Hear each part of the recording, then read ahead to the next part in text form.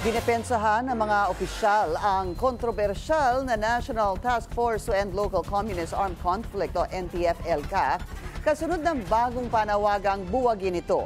Git ng National Security Council, walang katotohanan sa paratang na nagagamit ang grupo sa pang-aabuso. Narito ang agenda report ni Pierre Pastor. Hindi pinagbigyan ni Pangulong Bongbong Marcos ang hiling ni Gabriela Women's Party List Representative Arlene Brosas na buwagin na ang National Task Force to End Local Communist Armed Conflict o NTF-ELCAC. Kahapon na ikapitong Executive Committee meeting ng Task Force kung saan chairman din si PBBM.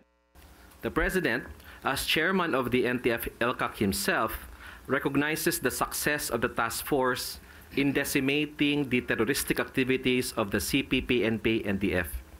And if I may quote the President this morning, I'm encouraged by the reports.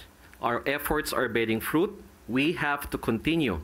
It has been successful and we need to continue to invest in its success. End of quote. Una nang sinabi ni Brosas na hindi naman daw naging instrumento ng kapayapaan ng NTF-ELCAC, kundi nagamit pa raw ito sa pang-aabuso. Mariin naman itong pinabulaanan ng National Security Council.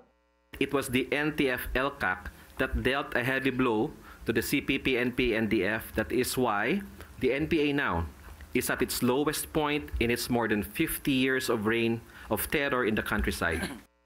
Bukod sa sinasabing tagumpay ng task force, mahina na daw ang insurgency sa Pilipinas dahil sa pagkawala ng mga pinuno ng mga communist group, gaya ng pagkamatay ni Joe Masison at Mirna Solarte at neutralization ng mag-asawang Chamson.